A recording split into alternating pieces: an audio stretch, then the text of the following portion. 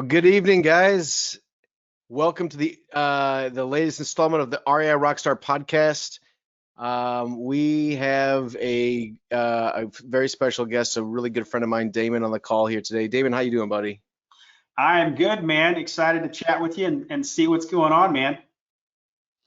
Yeah, I don't know if you've heard, but the world's on fire out there right now. Well, I haven't left my house in like 30 days, so I have no clue, man. And I don't watch any of the news, so you I have to give wish me I all the could say that updates and I'm let me not know what the watching hell's the going news, on. but I certainly am watching the news. Not to sound callous, I know there are people hurting, and we don't want to uh, make light of the situation that there is a serious disease that is out there, and our hearts and prayers go out to the families that are directly physically affected to are with the COVID-19 virus for sure. But holy smokes, man, sometimes the cure is worse than the actual disease, and I think that's what we're just about to see in real estate here. Before we get all that kind of stuff, though, I do want to mention just a couple of the sponsors of the REI Rockstar podcast. Really appreciate their support for not only our podcast, but our club, the Southside Investment Club here in St. Louis, Missouri. We got Rebecca Meyer with Security Title now. They just did a partnership and have way more locations to serve people here in St. Louis. Great title company, probably one of the most underutilized assets that the Southside Investment Club has. Rebecca Meyer will absolutely help you in all of your title needs. We have Michael Sewell with Sewell Law Firm for all of your LLC creation, real estate transactions and disputes, owner financing docs, all that kind of stuff, wealth of information, very good resource as well.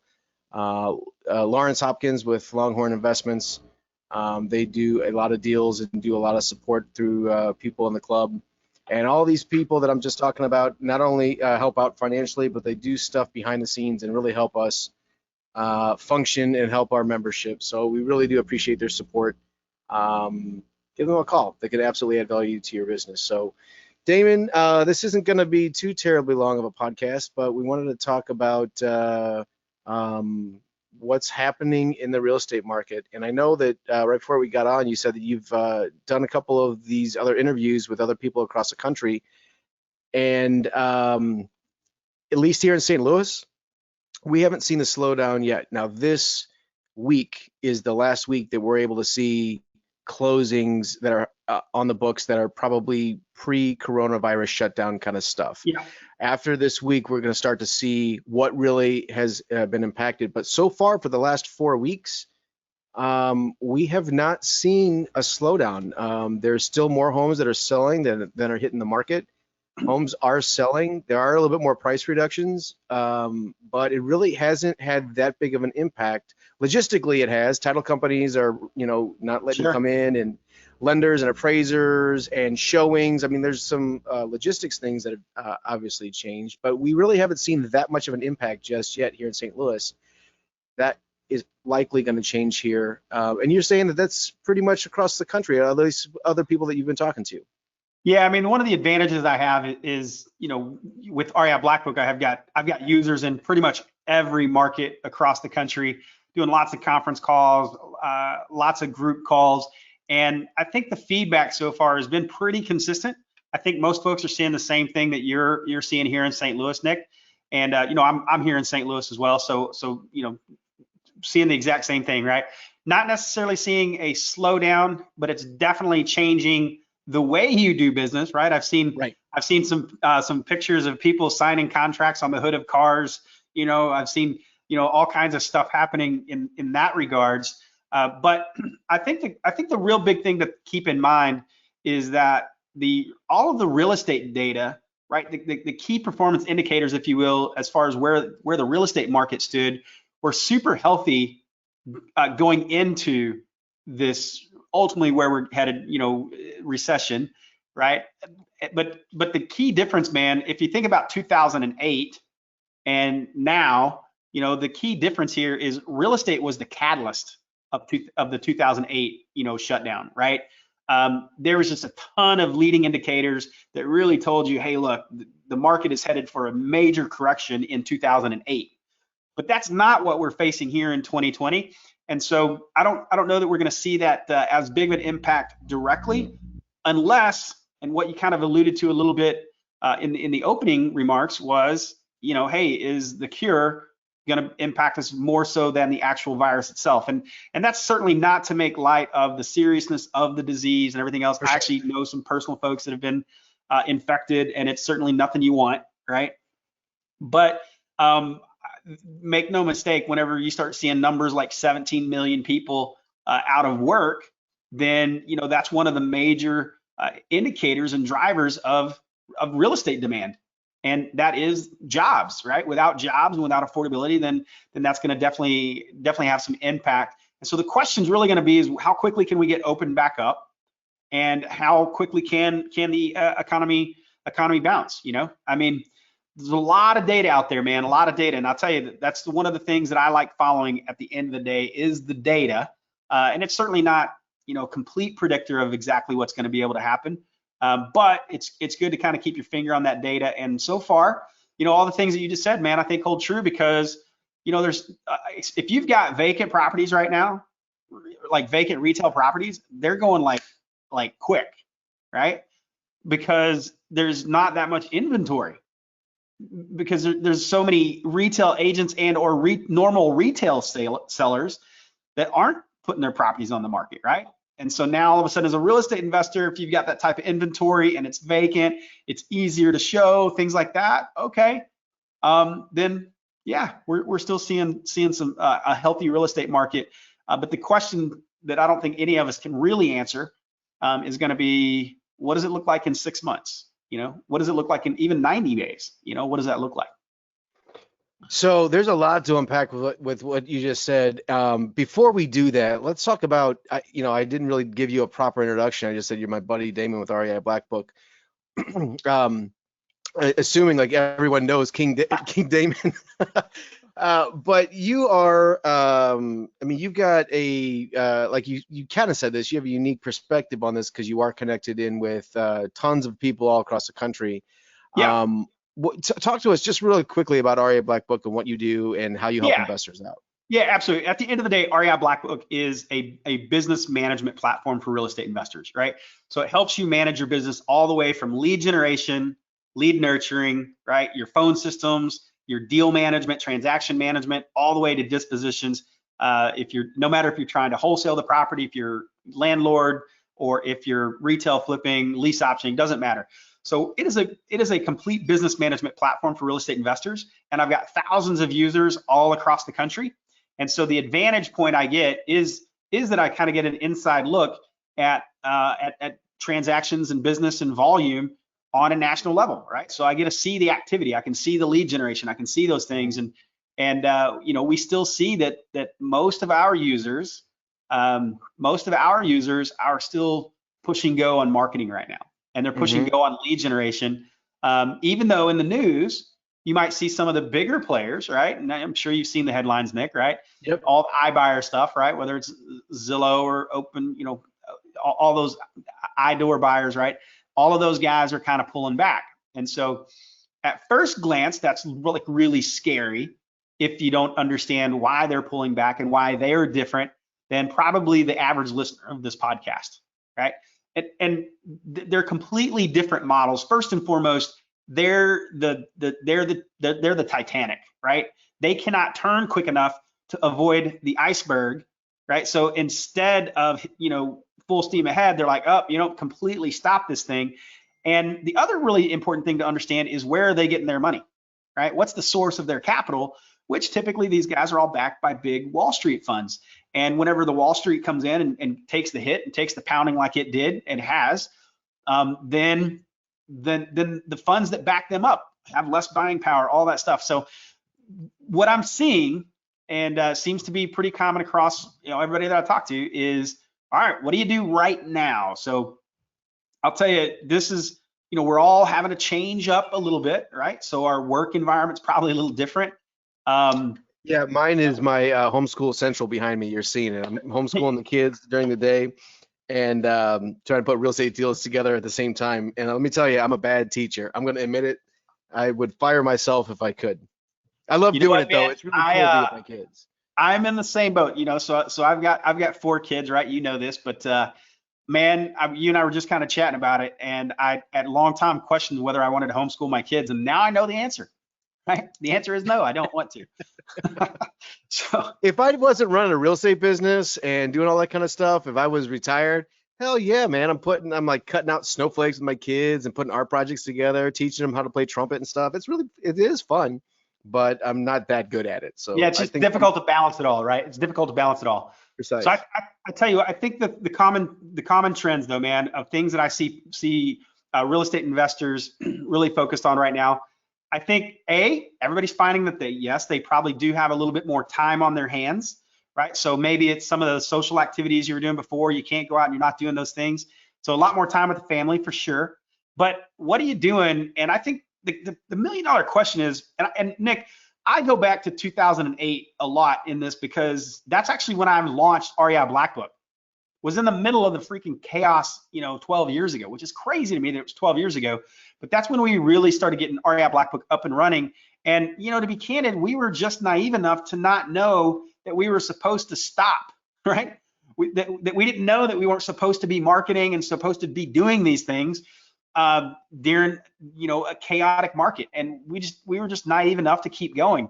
And when I think about that now, and I go back and think about that time, we spent a lot of time working really hard putting together our marketing campaigns and all of that stuff. We put together the foundation in 2008, 2009, that 10 years later, 12 years later now, that has raked in millions of dollars of revenue since that time, right? So like we were literally getting started, flat broke, facing bankruptcy, foreclosure, all of those horror stories that I'm sure you guys have probably heard from others. I raised my hand. Yep, I was facing all that same chaos in freaking 2008. But the work and the things that we put in place then was the foundation that generated millions for the next decade. And I can't help but think that this is the exact same opportunity for so many people listening to this podcast. It's like right now you're going to look back in 10 years and you're going to be in one of 3 places, right? You're going to be in one of 3 places. It's either you're going to be worse off than you are now, you're going to be right there status quo, or you're going to be better off, right? I mean, that's it. You got 3 choices, right?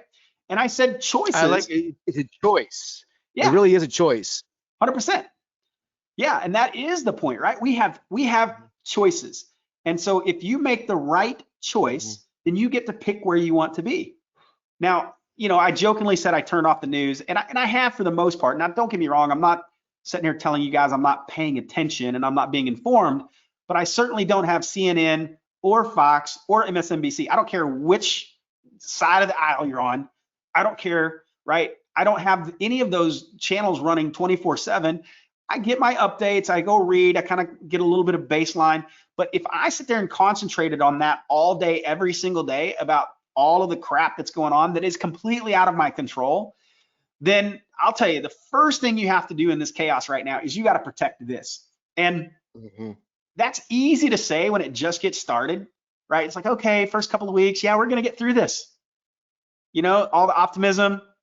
And here we are. I don't even know how long anymore. Is it 3 weeks? Is it 4? I don't know how long you've been locked in and how long you've been in your basement. But for me, I think we've since April 15th was when we really kind of shut things down at the office. I'm sorry, March 15th.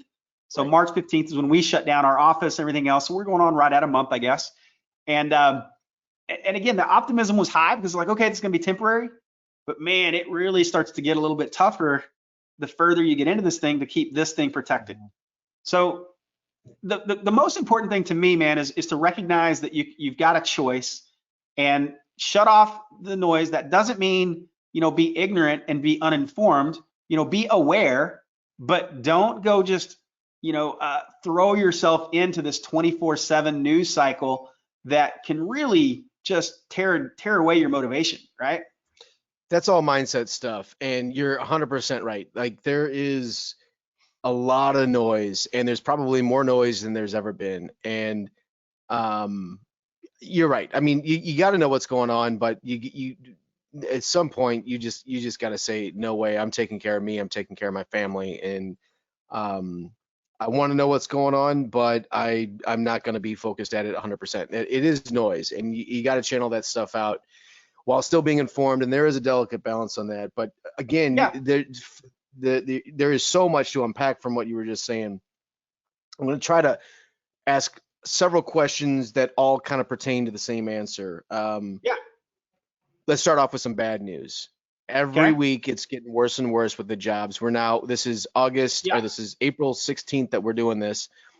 22 million jobs total cumulative now that have been lost since America can't go to work.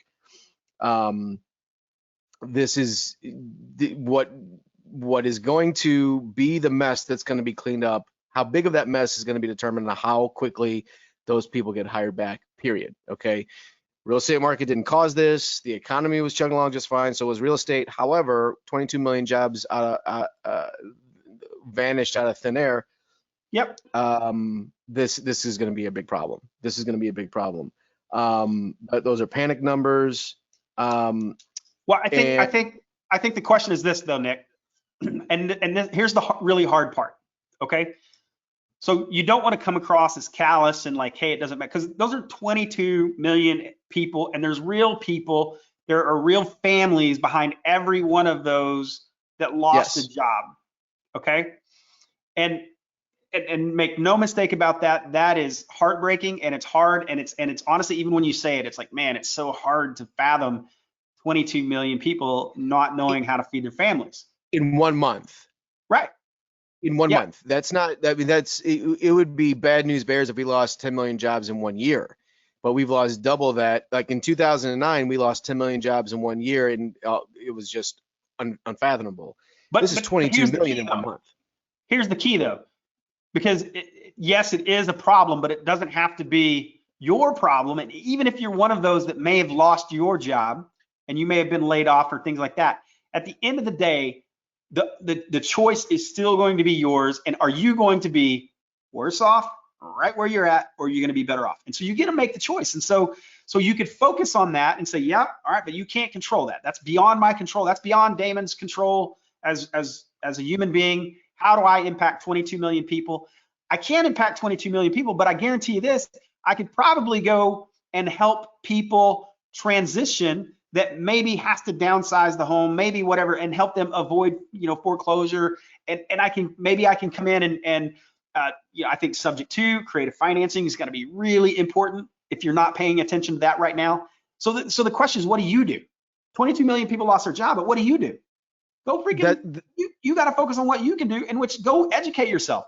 If you're not educating yourself right now, then man, in 10 years, you're going to look back and say, okay, I missed the opportunity. Because every time in 2008, I remember this because I was one of the guys just getting started, and everybody always talks about these transfers of wealth that happens, and it's happening right now.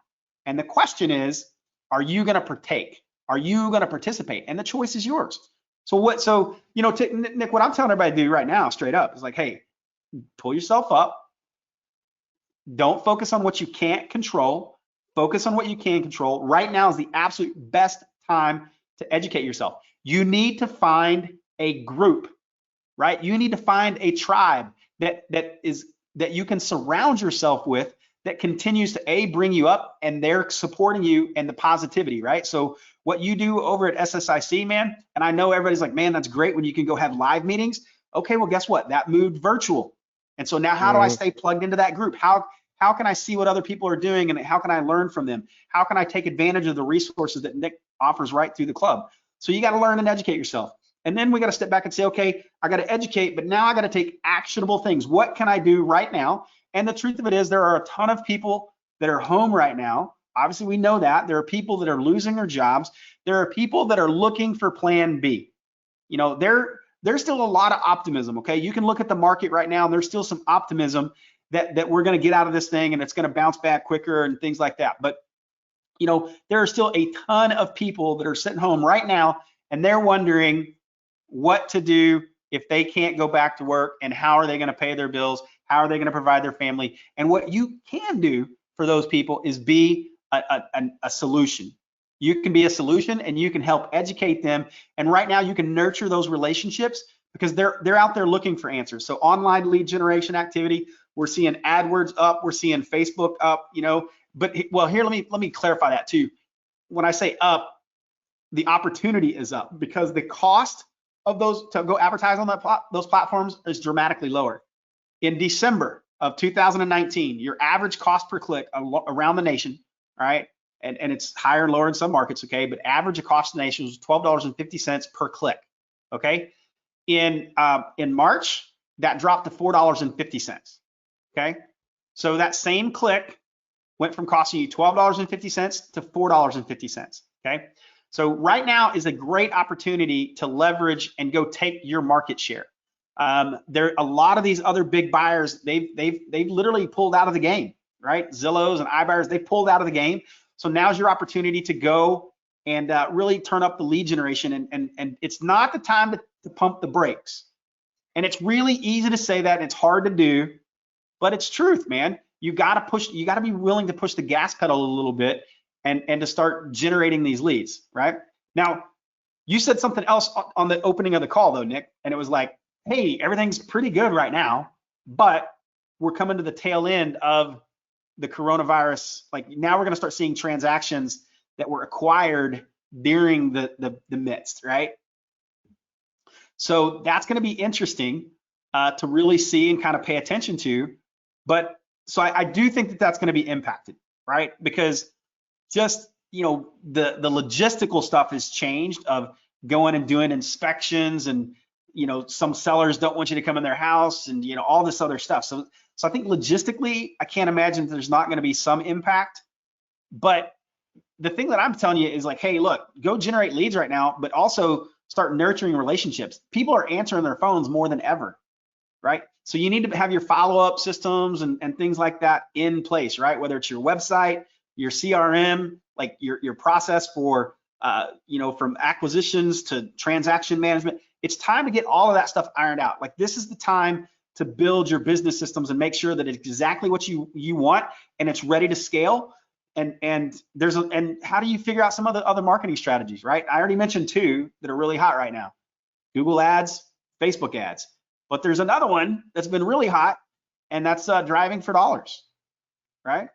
So, you know, what do we drive for? Now, driving for dollars is one of probably the oldest lead gen strategies in real estate investing, right? It's just a simple concept of going out, driving through neighborhoods, and you want to go drive, and it depends upon your strategy. What is your strategy, right? I've got guys that are looking for pretty houses to build their rental portfolio or to do lease option type strategies, and then we've got other folks that are looking to wholesale or rehab, fix and flip, and do those things, and they're looking for, you know, they're driving through pretty neighborhoods looking for the eyesore, right? So it doesn't necessarily matter. Any strategy can fit the driving for dollars practice. And, you know, we're seeing a lot of people go back to that, sometimes just to get out of the damn house, right? So I can, and still gas is a little bit cheaper than it was. Yeah, gas is way cheaper than it was. Yeah. And here's the other thing. If you've got the right systems in place, you don't have to do the driving, right? Think about all of the bartenders, the waiters, the wait staff, all the service industries that have just completely been decimated. We just talked about it. There's 22 million people that are out of work, okay? Those folks are looking for stuff to do. In fact, I just talked with one of my students out of Utah, and he just launched his Driving for Dollars program yesterday. And what he's doing, again, with the right systems, with the right tools in place, you can have other people do the driving. He got 22 people signed up yesterday in the matter of 2 hours that are out driving, finding properties for him, right? And you know, he just uses Profit Drive, simple little app. You know, you tap the property and you give your drivers the app. They drive around, they tap the property, it goes into your portfolio. You can look at it and say, okay, do I want to, you know, move forward on this property or not, right? I mean, it's gone are the days of pen and paper and trying to, you know, scratch this out on sticky notes as you're driving around, right? So those are the things that I'm telling folks to do. Protect your mindset, control what you can control, right? Get control.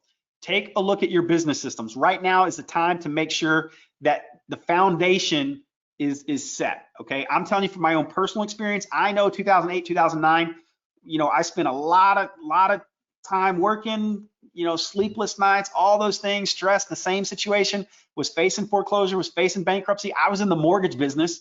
Okay. So I totally lost my mortgage job. Like I went from making 6-figure income to zero.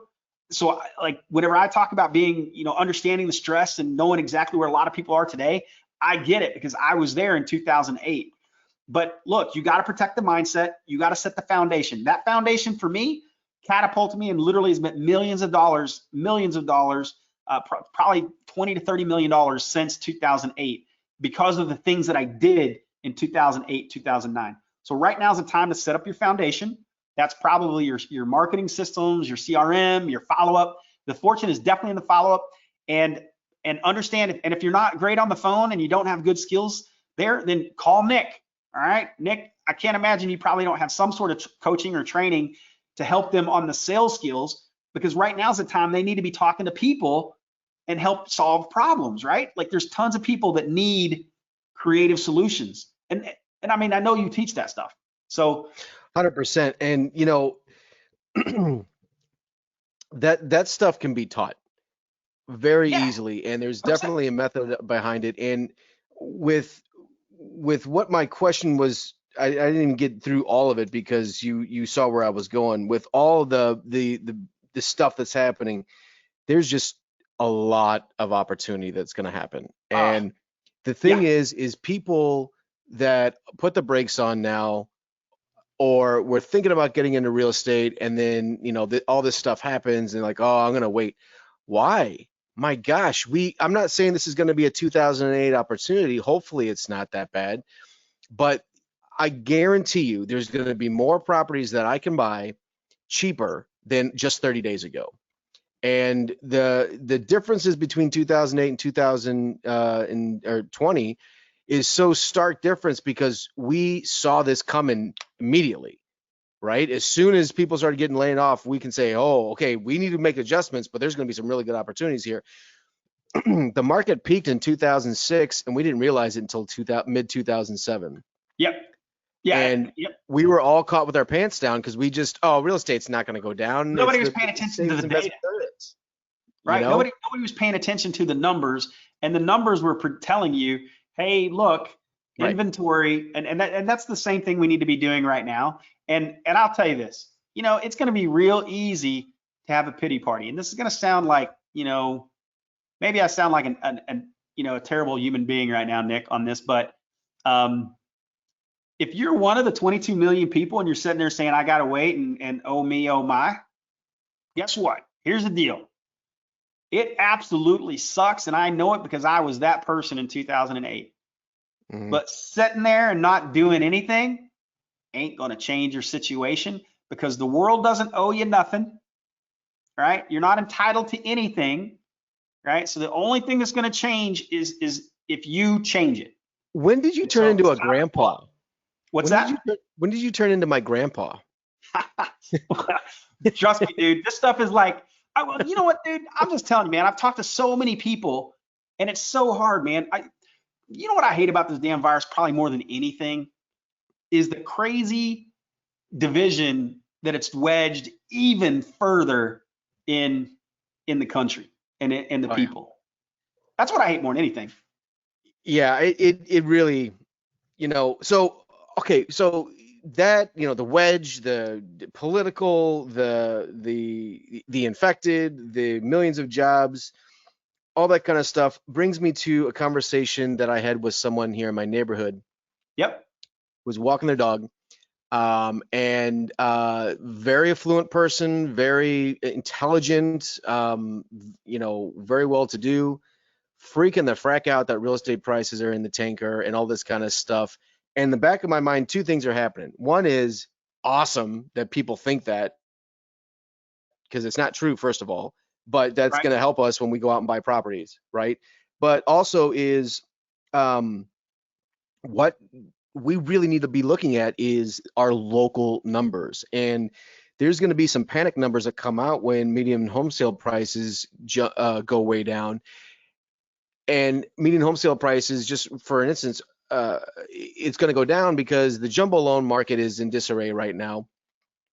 So home sale prices in that price range of 750 to $1 million plus are going to dramatically go down, and that's going to make median home sale prices take a dive. But median home sale prices is one of the biggest things that people, like, if you listen to the news, median home sale prices were up, median home sale prices were down. If you take a look at that and you say, oh my gosh, median home sale prices have done, and that's the only thing that you're looking at, then the entire nation is going to think that the real estate market's in the tank, when in fact that might be completely opposite. It just might be a segment of the market that's taking a beating right now, where 100%. the rest of it's going pretty well. Yeah, I mean, I just talked to a guy out of where was he at? I think he was in Alabama. He just took a $200,000 property and he just accepted a first day offer $10,000 over asking. Yep. Right? Like, why is that? Because right now the inventory, like, you have to pay attention to the numbers, right? And there's a handful of numbers that you got to be paying attention to, but the most important number right now that you got to understand is the absorption rate. Like, how much inventory do we have on the market? How many properties are typically in your local market? How many properties are selling in a 30-day basis? And then look at total number of listings, and then how many months of supply do you have, right? If you've got, 3 to 4 months, that's a pretty balanced market, right? If it's less than 3, then it's a seller's market. If it's all of a sudden, 6, 8, 9 months, then it is a buyer's market, right? So you just got to kind of pay attention to that data. And, frankly, for me, I don't care where it moves, because no matter where it moves, there's opportunity if you 100%. educate and you have the knowledge, right? So check it out. You're exact. That's almost precisely what I was getting to up until this point. Is in 2008, people were still buying and selling houses. 2009, people were still buying and selling houses. 2010, all the way up until today, people were still buying and selling houses.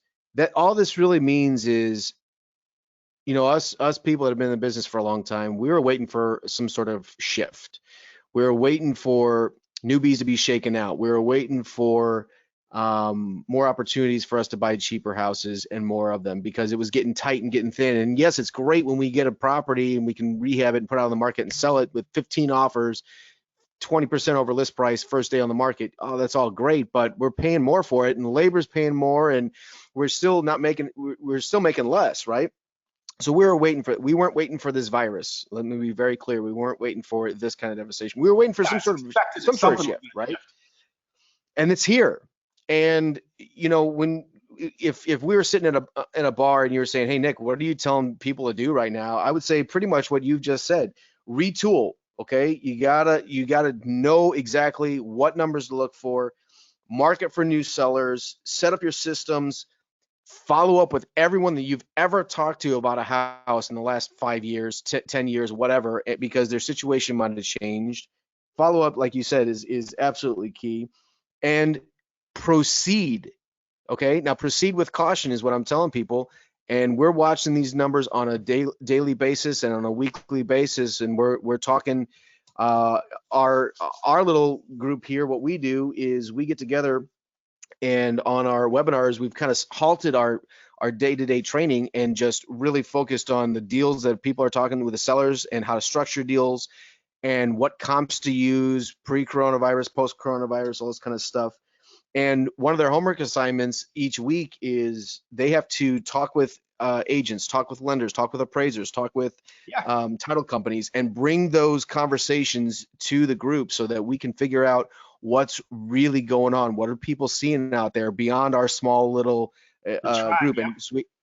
Yeah. And so what we're seeing is lenders are lowering their LTV rates, like for hard money lenders and things like that. They're kind of having a little bit of pause. Yep, they're going to contract a little bit. Appraisers are being uber conservative right now. Just this week is when they kind of started doing that. Those are some things that we're going to have to combat right here. But again, I mean, all this really means is we're going to proceed. We're going to proceed with caution. We're going to try to buy stuff cheaper, and we are going to be ready for a potential onslaught of houses. There hasn't been a foreclosure in 30 days, and there likely won't be another foreclosure in 30 days. There's probably what, 100 to 130 each week. Yeah, well, And so, that's something else that we do in St. Louis, right? We provide all the foreclosure property data, right, right? So that is another business. You subscribe, we provide you all the foreclosure. We let you know what's going to the courthouse, when, minimum bids. We do all that right. stuff, and that whole thing is completely disrupted right now. But we anticipate, and again, guys, there's lagging indicators of this stuff. So 22 million people today lose their job. That doesn't mean that they just go into foreclosure. It means that, and this is, In if you 6 think through this months. logically, it's like, Right. how much do they have in savings? And the other thing too that's unprecedented is how much stimulus the government has really put in to kind of prop up the economy for a period of time. So all of a sudden they get $1,200, they get $2,400, they get 30. It depends upon how many kids they have, all of that stuff. So now all of a sudden that might buy them another month or two, right?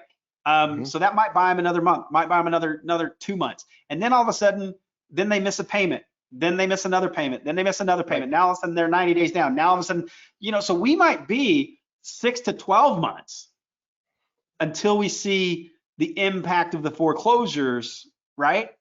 Precisely. So that's, yeah, and everybody's like, oh my gosh, real estate prices are going to drop tomorrow. No, they're not. But you got to pay attention to it, and you got to know how to navigate it. And the thing for me, I'm telling you, lenders are starting to contract, right? So they're starting to contract. They're tightening their guidelines. And in the old days, man, whenever I first met you, Nick, over 10 years ago, I was a mortgage guy. That was what I did, right? And inevitably, they're going to tighten the guidelines, right? Which then is going to, reduce your retail buyer pool, things of that nature. Okay, that's going to impact prices. I mean, you got a lot of moving parts here. But sincerely, I think the key here is you still get to make the choice of what you do every day. And it doesn't matter up, down, or sideways in real estate. If you're equipped with the right knowledge and the right tools, then you can absolutely succeed in any market. Okay. 100%. I mean, and we're kind of doing this with every question. Is there's bad news and there's good news, and it ends up it smells opportunity to me for sure. Yep. So hey, Nick, you said something though, man, that I'd love to share with everybody, because this is probably going to be, I think I counted it, I may have counted wrong, but it's going to be probably the most impactful 8 words that I could give anybody right now. And it is a simple email, a simple text message, because you said, hey, follow up with everybody. So you need to go to your dead lead list, everybody that you've talked to in the last 6 to 12 months at least, everybody, and you need to send out one simple email or one simple text, however your communication was previously. And it's like, are you still interested in selling your house? Right? However many that is, 8. Okay? Those 8 words. And listen to me, you're going to be tempted to try to add a bunch of other stuff to it, right? You want to add, hey, during this time of COVID-19, man, it's crazy. Are you still interested in selling your house? Nope, don't do any of that. Just a simple 8 words that just says, hey, are you still interested in selling your house? And step back and watch the responses you get and how many dead leads you get revived. We just did this with my little tribe. And I just had an investor do his first deal, just got his first property under contract ever, just because he sent out that simple email, right? 100%. So revive dead leads. Absolutely. And that's so what should I be doing right now to kind of wrap all this up? And we've said this over and over so far, but proceed with caution, follow up with sellers, set up your systems, retool, educate yourself in areas maybe that you don't know. Like if you don't know how to do a short sale, start learning, right? If you don't know how to do subject to deals, start learning. If you don't know how to do creative or seller financing or lease options, start learning. Be plugged in with people that know how to do that kind of stuff and have guidance, and through people that have been through something like this before, right? Yep. Because I think at the end of the day, the good news on all this stuff is there's going to be a lot of opportunity. How much opportunity depends on how quickly we hire those people back, right? And how quickly the economy gets back together. But there's no doubt about it in my mind right now. There is a mess that's going to need to be cleaned up. And if you know how to clean it up, if you know how to really have an impact on people and help them, because there's going to be a lot of people that need it, you will be able to put a lot of dollars in your bank account by able to do that. And you know, don't stop marketing. In fact, start marketing more right now. Profit drive, driving for dollars, that is a slam dunk right now. What people, why you wouldn't be doing that? Oh my gosh, I don't know, right? That is an unbelievable thing. And I think if someone wants to do that, we'll put a link up on the screen and they can real quickly go to do that, and you can Sure. all the information's right there on how to get signed up for that and enrolled in that. That's awesome. But set up your systems, market for new sellers, follow up with everything, proceed with caution, be mindful of the fact that you're gonna have potentially lower LTVs from lenders. Appraisers are gonna get a little bit crazier. And even if you're wholesaling, that affects you because you're likely selling to people that are buying with those lending institutions. So it is gonna start to rear its ugly head right now, those kind of market conditions. So be mindful of all that stuff. Plug in, find your buyers and that are buying, and make sure that they're still buying and what they're looking for, and if they're adjusting their numbers, what, you know, if Yep. you're a wholesaler. Hey, Also, one other thing on your buyers. yeah, Okay. I just was talking to Andy. He's out of Phoenix, Arizona. He's the guy. I mean, he's doing right, 15, 20 deals. He actually gave me a good tip the other day. He's like, look, I've called every one of my buyers. Again, it's not having 100,000 people on your buyers list. It's who are the 5 to 10 people that are buying your right, properties, and it's call them and verify their capital source, right? So some of them still have private money, and right, some of them are still buying. Okay, if they're using different hard money, then maybe their terms have changed. So right. again, it's relationship game, and it's an opportunity. Just pick up the phone, call your buyers, and have a simple conversation and talk to them a little bit about their capital sources, so that you have confidence. Because the last thing you want to do right now is put a property out there, get it tied up, and then the buyer realizes that they can't really get the funding they need, and the deal falls through. And so make sure you verify the capital source. Which is the last thing here that I'm telling people to do is reach out to your lending institutions and make sure that Yeah. you know if there's any changes. If you're using private funds, awesome, ask for more, because there's going to be a lot of opportunities coming up. Connect back in with private lenders that maybe were interested a few months ago or a year or so ago, and you know, now they might be a little bit more excited to do that because their portfolios in the stock market went down, and maybe they want a fixed high rate of return versus the uncertainty in the stock market. There's all kinds of stuff that we can be doing as we are ready to pounce as opportunities come up. And just kind of going back to what you said at the beginning, you can either choose to participate in this or you can choose not to. And you know, for me, it's kind of like America jumped out of a big Boeing 747 all at once, and we're just hoping and praying that someone packed our parachutes correctly, you know. And we know we're going to land, we know we're going to get through this, and we maybe don't know what state we're going to land in, but or Yeah. how close to a grocery store we're going to land in, but we're going to get through this. And it's really just how quickly and how much of an opportunity and how big of a mess that we have to clean up.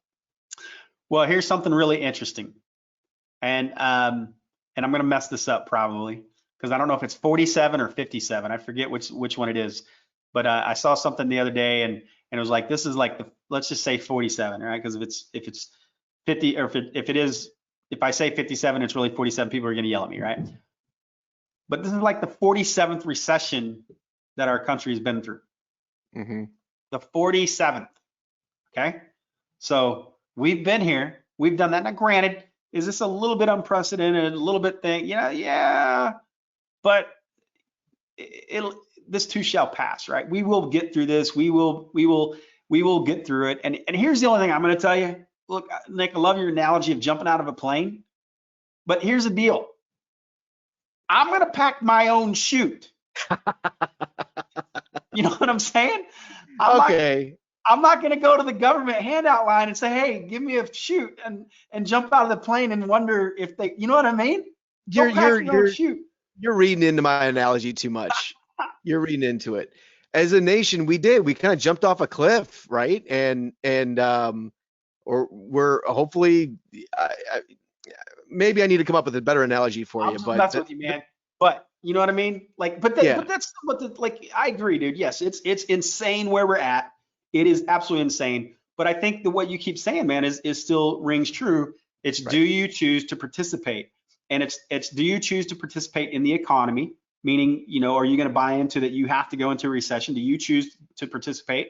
Do you choose to participate into the negative? And honestly, it's such a swing. You got folks. I mean, it really is crazy that there's folks that think that this virus was, a complete hoax, that it doesn't even exist. There's people that think that like literally the world's ending. I mean, it's so far extreme, and the truth is somewhere in the middle. Like it's where it always is, right? And right. so, just step back. We don't have to focus on jumping over the cliff or anything like that. It's like, what can you control? Make the choice. And Pack you your own can shoe. control learning how to do something that you haven't learned how to do before. You can control your activities. You can control your mindset. You can control what numbers you're looking at and looking at the supply and demand. One thing we haven't mentioned here that hopefully, again, whether you like Trump or not is not the Yeah, point of this podcast whatsoever. But he wants to get reelected, and he knows that if there's 22 million or 30 million or any millions of jobs that are unemployment when it comes election time, that his chances are going to be slim. So he wants to get people back to work. And I think as a general sense, most of government wants to get people back to work. So they're going to try to do whatever they possibly can to lessen the effects of the people out of work and get people back to work. But one of the things we haven't mentioned yeah, is another thing that they're going to be doing, which they've already done, is rates for people to buy homes are going to be unreal low. I mean, we've been unreal low for the last couple years, and yeah. It's really like this how much lower decade can we've they been go? low. What's that? I was like, yeah, I know, but like, I mean, I agree with you. Like, but in the practical sense, how much lower can they go? I mean, we've had Well, rates even in if the they high stay, twos. as long as they stay low, right? We're seeing Right. unreal low rates, and pretty much this decade we've seen unreal low rates. Yeah, it's unbelievable. But they're going to keep them low, and that's going to be good.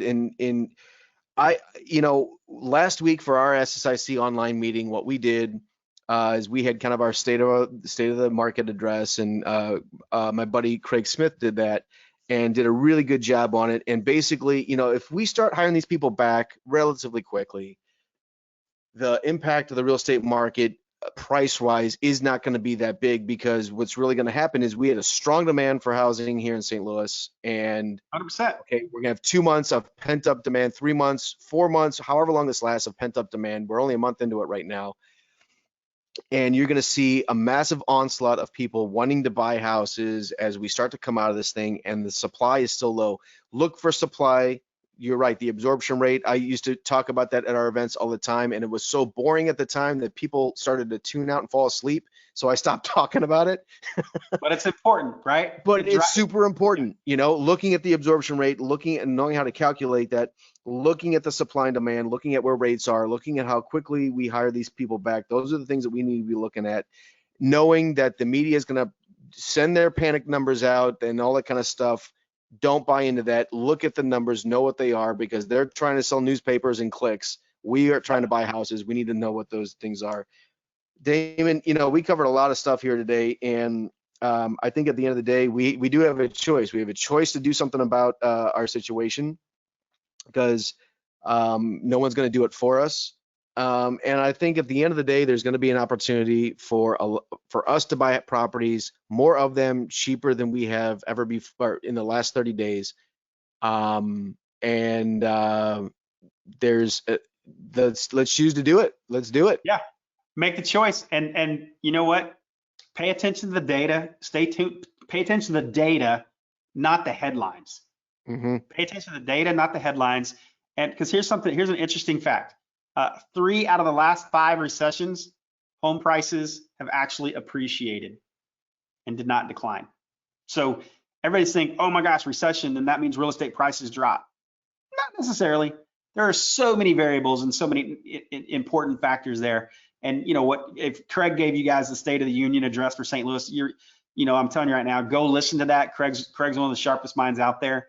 Listen to that data so that you understand what data, and if you're not in the St. Louis market, just go understand how he broke down the data, right? So I'm assuming, is that available somewhere for them to listen to anywhere, Nick? Absolutely. SSIC online, go on there. I believe we put it up there because we've started doing our meetings online, and I think that's where it's being housed. I'll make sure that it is. If it's not, we'll put the link up of where you can do it for sure. Perfect. Where you can find it, but it should be on SSIC online. Yeah, that would be good. Not just St. Louis, but if you're outside of St. Louis, those are still the same things that you need to be looking at. Hopefully we got a big goose egg coming up through summer, and we have a mess to clean up that we can help people out and make some money. And brother, I'd like to see you in person. Let's go have a beer. Yeah, no kidding, man. Trust me. I've been doing so many Zoom calls sitting in this daggum chair. It's like, I'm ready to have a daggum beer. And I've had a beer. It's just not as fun by myself, man. Right? Yeah. So you are a grandpa saying doggone or dag nabbit, or what are you doing? no, so I'm not a grandpa, bro. I'm just from Texas, man. Just good old, my Texas roots are coming out, man. I've been talking to my family through this thing, man. So it's, I look at you, you know what it is, Nick. I may sound like your grandpa, but looking at you and I see this big gray beard, it makes me feel like I'm talking to my grandpa. So maybe that's why it's coming out. Yeah, and here's my coronavirus home haircut right here. I love it. Nice and smooth. Hey man, hey listen, maybe in 6 or 8 weeks, let's jump back on and maybe do an update, follow up, and see what's going on. I really appreciate your time. If someone is interested, and you should be very interested in Profit Drive or Driving for Dollars or REI Blackbook in general, fantastic platform for business management for sure. One of the best leading CRMs on the market for real estate investors. If you are interested in what they do for sure, we'll put a link up on the screen for REI Blackbook and for Profit Drive as well. And here's what I'll do for your listeners, Nick. This is like, I know we didn't talk about this, but I'll do it for you. So we'll make sure that we get Lori the right link. We'll waive any setup fees or anything like that for any of your listeners right now, if they want to get started with REI Blackbook. Okay. So I'll give you a special link that you can throw on this podcast. 100%. That is awesome. That is a huge value for people for sure. That's awesome, man. Thank you. Yeah, absolutely, man. I mean, trust me. From our membership, thank you. That's awesome. Yeah, I think it's one of the most important things you could do right now, and is set up your systems. And I know it's probably a hurdle for some people to sign up, and it's literally $1,000 sign up fee, whatever. We will literally waive that. I know we didn't talk about it, but I will send you a special link for your users to do that. Okay, well, that changes the game. So no, seriously, I'm saying thank you for all of the people that are going to enroll in that for sure, because that is a sincere thank you, because that's going to help and impact a lot of people here in St. Louis and people around listening to this podcast. That's awesome, man. Absolutely, man. Very good. So we'll make sure that's up there. And Damon, man, thanks for your time, and appreciate everything that you've done and our relationship over the years. I was there when you started, and I love to, we hold seminars and things like that, and we teach and train people and all that kind of stuff. And I look back at when I first started doing that, how horrible of a speaker I was and how badly I was a teacher. I mean, I loved it and I was passionate about it, and I tried to do it, and I did the best that I could. And I'm so much better now because I've done it a bunch of times. Holy smokes. But it was not nearly as bad as the first time you gave a presentation. REI Blackbook. I was there that night, and I remember how bad that was. And you sold it like crazy. You did really well that night. I will tell you, that was the first time I'd ever made. It was pretty crazy. We had 50 people sign up for $1,000 a piece that night, and it was probably the worst sales presentation I've ever done in my life. But there was still so much value and demand in the product. My ability to sell it is terrible, but the product was really good, so that's what pulled us through. But yeah, you were there, man. You were there. That was Yeah, October 1st. it wasn't that bad. I'm just jiving at you, but it just shows that if you want something bad enough and you're willing to change something and if you want something that you've never had before, you're willing to do something. You have to be willing to do something you've never done. You could tell you've never done that, but your passion and your enthusiasm for truly wanting to help people in their real estate business was there, and that's why it sold. You know, could it have been a little bit more polished? Absolutely, but Oh yeah. you got to try it Yeah. first. You know. So, but I don't even know why I brought that up. I'm just, it's We're probably just time trying to to, stop yeah, it's this. all good, man. Dude, it was, I was just gonna say, because I mean, what people probably don't realize whenever they're watching this, and if they're still watching, they're like, man, these two guys are just, but at the end of the day, dude, we have known each other for a long time, Right. and probably, different relationship than probably most recognize that we have, and it comes out of that we've both been there when each of us was probably at our lowest points and or just had this idea and it was not great. I mean, I was at some of your first REIA Club meetings down there at the little lodge thing. What was it called? It was a VFW hall. Yeah, it That was was pretty like bad. it was me and like three other dudes, and we were just I was there for the beer. You know what I mean? It's Yeah. like, oh, this Nick guy, he's gonna talk about absorption rate. Okay, Yeah. whatever. You know. So, but yeah, man, Oh, that we, was we we've boring. been around the block together. That's for sure. Yeah, man. Yeah, man. Hey, great times. Thanks for your time here today, man. And you should be uber proud of what you've been able to accomplish since 2008, because you have impacted a tremendous amount of people and changed a lot of people's situations that chose to change their own situations and was able to do that through REI Blackbook and the connections and the support and everything that you put into that. I So appreciate it, man. Sincerely.